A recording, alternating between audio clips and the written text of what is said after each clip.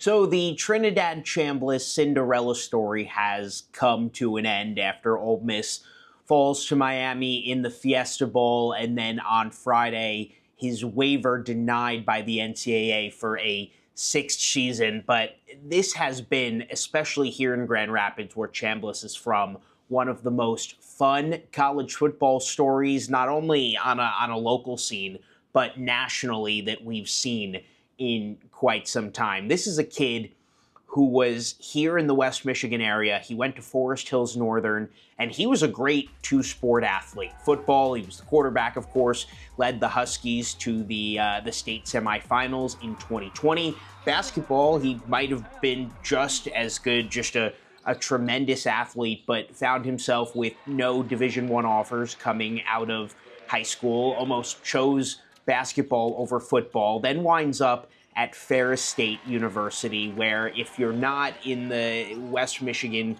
community, if you don't, know much about college football outside of Division I, one of the powerhouses, but he goes and he redshirts his first year. His second year, he doesn't play due to medical reasons, and that went into part of the reason he thought this waiver would go through.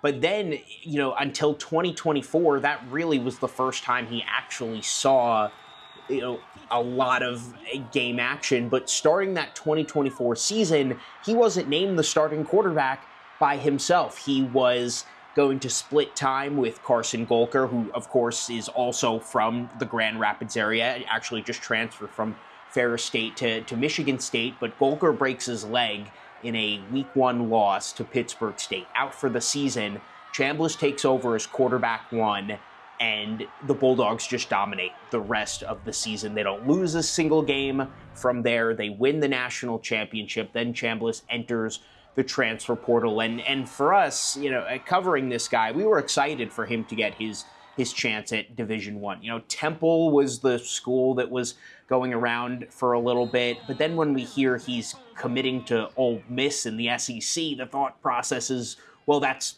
so cool, that he's going to the highest level of college football, but is he really going to see playing time? Probably not, at least that much. Well, named quarterback 2, and then, of course, Austin Simmons goes down, and the rest is history. But to see what Chambliss has done this year, just to slowly getting his feet wet in the early season as a starter, to leading Ole Miss to some of its biggest wins in program history, 2 wins in the college football playoff. I mean, from a kid who was playing Division II football last year, for a kid that had 0 Division I offers coming out of high school, I mean, this is just a tremendous story that I hope continues, that even though he didn't get his waiver granted to play another season, Ole Miss is appealing that, but his stock is never going to be higher than it is right now. Why not get a shot at the NFL? You showed you can play against the best defenses in the nation. You beat Georgia.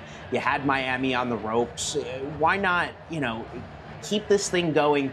Go see what you can do in the NFL. Keep the story going. West Michigan has a ton of kids that went on to the NFL. Probably right now the biggest one you can look at, Kirk Cousins, who went to Holland Christian High School, still has a career going with the Falcons.